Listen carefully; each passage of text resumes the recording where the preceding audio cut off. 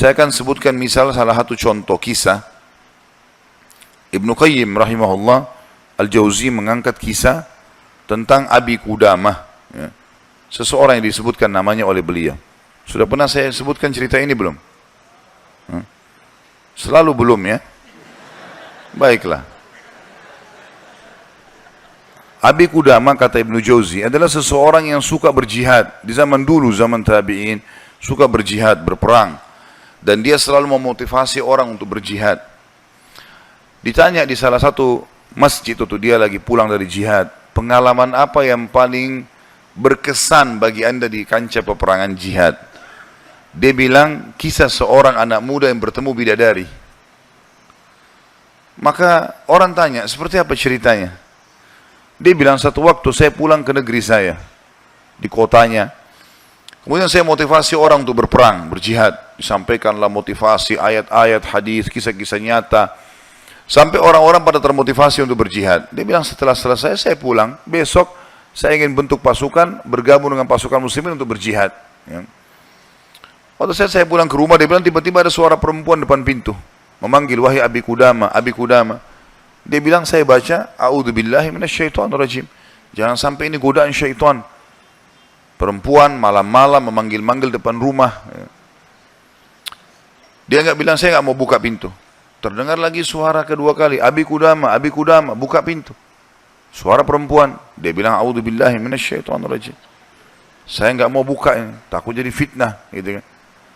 Terus perempuan itu rupanya nyaut depan pintu, dia bilang, wahai Abi Qudamah, bukankah anda yang memotivasi kami berjihad? Dan saya terpengaruh dengan itu. Saya ingin menyumbang sesuatu. Bukalah pintunya. Dia bilang, saya dengar orang ini mau nyumbang hubungan dengan jihad, saya buka pintu. Perempuan itu rupanya bercadar. Dia bilang, pada saat saya buka pintu dan di hadapan saya tahu kalau orang ini, kalau tidak pakai cadar, luar biasa Allah berikan kelebihan fisiknya. Terlihat, wanita ini punya kecantikan tapi dia tutup auratnya. Lalu saya alihkan pandangan saya dan saya katakan, apa yang akan engkau sumbang ibu? Dia bilang, sesuatu yang paling indah dari tubuh saya, hai Abi Qudamah, adalah rambut saya. Saya memiliki rambut yang sangat bagus dan panjang. Maka saya sudah memotongnya dan saya sudah membentuknya supaya menjadi tali kekangan kuda. Maka saya minta agar rambut saya ini engkau jadikan tali kekangan kudamu, agar minimal rambutku ikut berperang.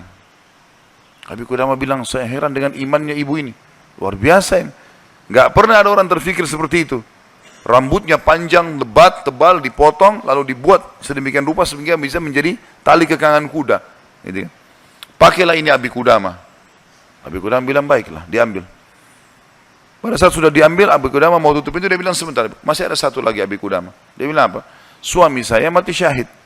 Dan semoga Allah terima. Semoga juga kami disatukan di surga. Dan dia mewariskan seorang anak laki-laki yang mirip seperti dia. Maksudnya keimanannya, kefisiknya, segala macam. Saya harap anda tidak menolak anak saya besok ikut berjihad.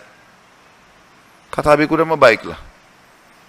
Tutup pintu, besok pagi habis sholat subuh, habis syuruk, menjelang duha, berkumpullah orang-orang yang mau ikut jihad untuk bergabung dengan pasukan muslimin. Setelah Abi Qudamah bilang, saya motivasi mereka, datanglah seseorang dari belakang saya berteriak, Abi Qudamah, Abi Qudamah. Suara seorang laki-laki. Dia bilang, saya balik ke belakang. Waktu saya balik, saya seperti melihat matahari. Artinya, ada seorang laki-laki putih, tinggi, gagah, rambutnya indah, fisiknya kekar di atas kuda. Dia bilang, saya sendiri kagum lihat orang ini. Luar biasa secara fisik, membuat orang sudah kagum.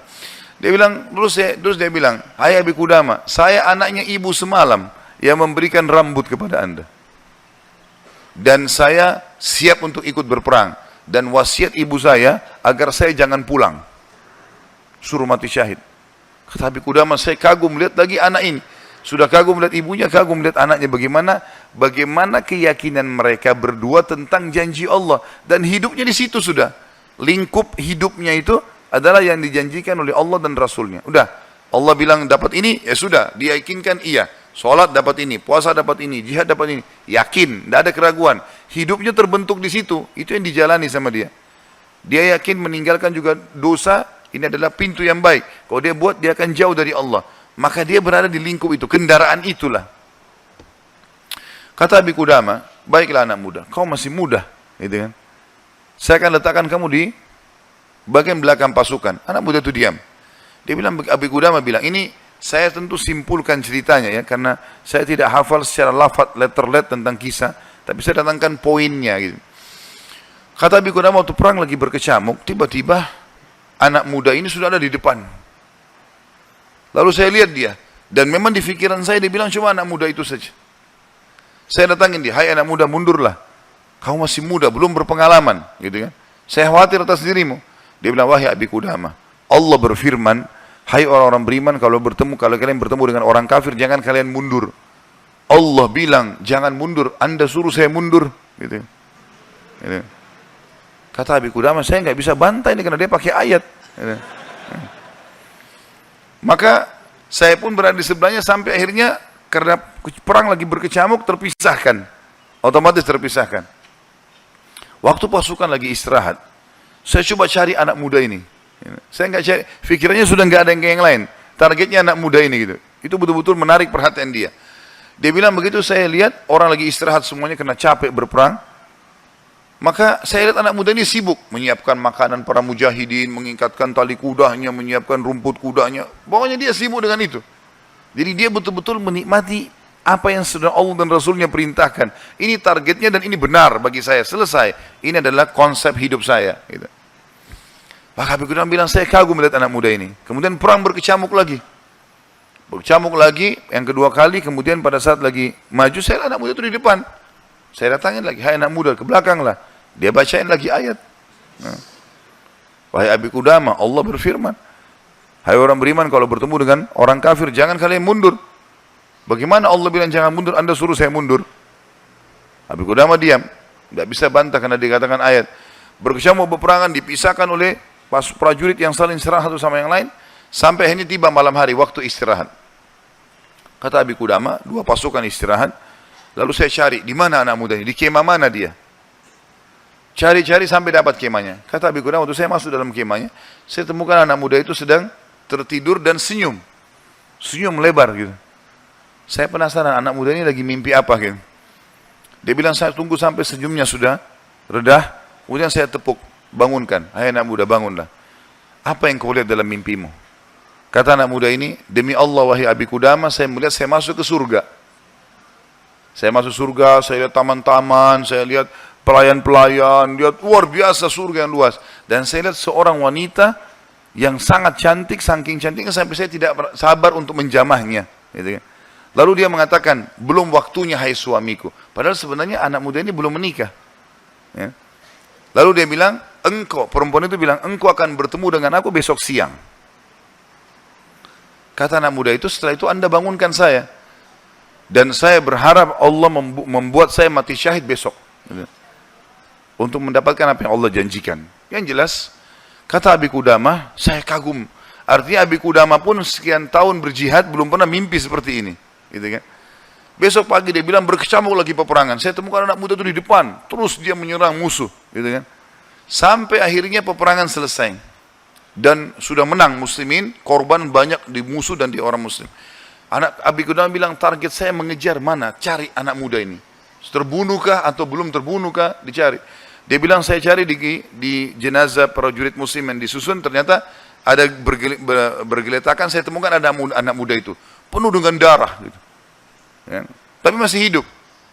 Dan dia lihat, waktu saya datang, dia dengan senyum mengatakan, Abi Qudama kesinilah, kesinilah. Dalam kondisi lagi luka-luka ini. Berdarah-darah. Gitu ya. Kata Abi Qudama, saya pun datang. Apa beritamu hai anak muda? Dia bilang, hai Abi Qudama, kalau kau pulang nanti ke kampung kita, ke negeri kita, sampaikan ke ibu saya salam dan bilang impian beliau sudah terkabulkan. Artinya saya akan menyusul ayah saya mati syahid. Lalu pesannya ini luar biasa. Dia bilang apa? Wahai Abi Qudama, apa kau ingat kisah tadi malam bidadari dalam mimpi saya?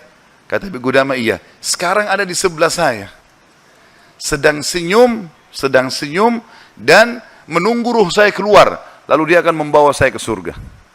Lalu kata Abi Qudama, orang itu pun meninggal dunia. Dalam kondisi dia tersenyum, gitu kan. Maka Abi Qudamah bilang, saya menangis, gak bisa menahan melihat luar biasanya. Ibunya luar biasa, anak muda ini luar biasa. 17 tahun, punya kelebihan fisik yang mungkin tadi saya bilang, kebanyakan kita di Indonesia dihabiskan pada hal yang foya-foya, coba-coba kemaksiatan. Ini semua omong kosong nih, dari syaitan, bukan begitu. Anak muda ini dididik oleh ibunya untuk targetnya surga. Makanya bagaimana berperang mati syahid, seperti itulah. Kata Abi Qudamah, saya pun menguburnya. Waktu kami pulang ke negeri kami, target saya ke rumah ibunya. Bukan ke rumah saya lagi. Orang semua pada pulang ke rumahnya, ketemu keluarganya. Dia bilang, saya cari ibunya anak muda itu. Begitu dapat rumahnya, saya ketuk pintu, dibuka. Ibu itu buka. Ibu itu begitu lihat, saya tahu Abi Qudamah. Dia bilang, wahai Abi Qudamah, apa kau datang berbelas sungkawa, atau kau datang untuk membawa berita gembira? Kata ya, Abi Qudamah, apa maksud anda ibu? Dia bilang, kalau anda pulang, mengatakan anak saya ikut pulang bersama anda, berarti itu belas sungkawa. Saya nggak mau anak saya pulang, mau mati syahid. Tapi kalau anda bilang anak saya mati syahid, berarti itu berita gembira. Abi Qudamah bilang, saya nggak tahan menangis. Lalu saya mengatakan, ibu, berita gembira, Allah sudah kabulkan impianmu. Anakmu telah menyusul suamimu dan semoga Allah kabulkan. Ibu itu menangis, sujud syukur kepada Allah gara-gara berhasil anaknya menjalankan perintah Allah. Ini yang banyak luput dari kita nih.